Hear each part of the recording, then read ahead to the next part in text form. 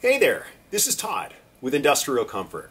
For the last few years I've been making these live edge slab waterfall benches. Now, a waterfall bench is defined as a bench whose top piece of wood has grain that seamlessly follows the corner into the leg. Now, if you're patient with your miter cuts, these actually aren't too difficult to make.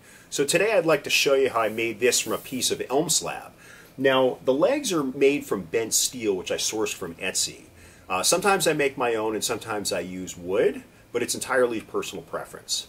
So let me show you how I did it. I swung by my buddy's barn to pick up one of these elm slabs. We're going to plane it down, cut it up, and we'll put the bench together.